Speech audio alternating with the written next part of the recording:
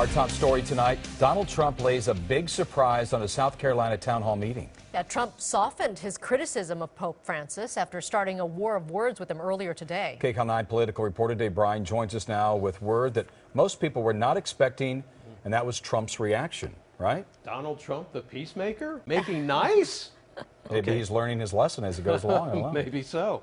Earlier in the day, Trump declared the Pope's comments about the border wall and his Christianity as disgraceful. But tonight, he was singing a different tune, saying that after reading the Pope's words in context, which were exaggerated by the media, he said the comments were much softer than reported. I didn't think it was a good thing for him to say, frankly. And I think it was probably a little bit nicer statement than was reported by you folks in the media, because after I read it, it was a little bit softer. At a town hall meeting in South Carolina on Thursday evening, presidential candidate Donald Trump softened his response to comments by Pope Francis that building walls without bridges is not the Christian thing to do. I have a lot of respect for the Pope. I think he's got a lot of personality. He's very different. He's a very different kind of a guy. And I think he's doing a very good job.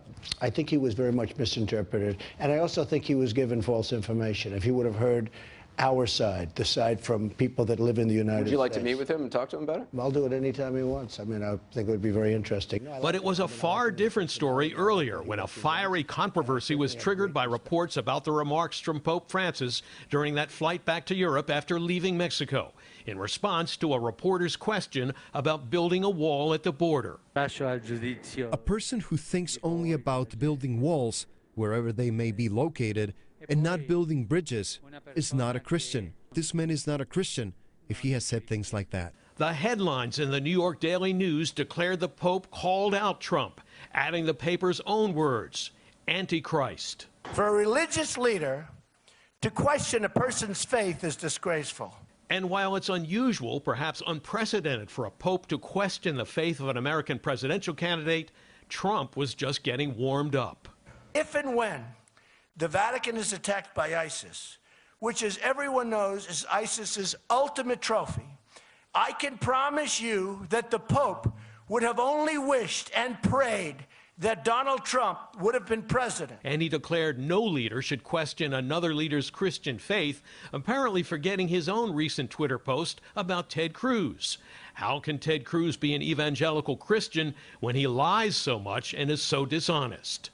Loyola Marymount Theological Studies professor Matthew Petrusik agrees with Trump's softer reaction that the Pope was not attacking Donald Trump, but merely stating Christian moral principles. The Pope is not necessarily seeking to politicize the border issue, but rather to demonstrate or to acknowledge the real human tragedies and the real human suffering that is taking place across the world in relationship to borders. He may have not been as savvy as he should have been, but at the same time it touched upon an issue for him that as the Pope he can't simply ignore.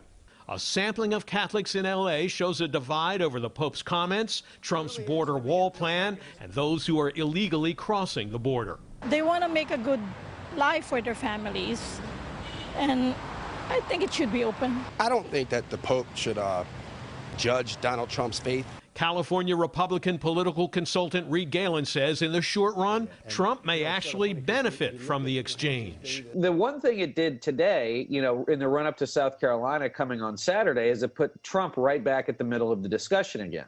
And whether he asked for it or not, that's where Trump loves to be. Trump yet again vacuums up all the oxygen. Oh, we've heard that before.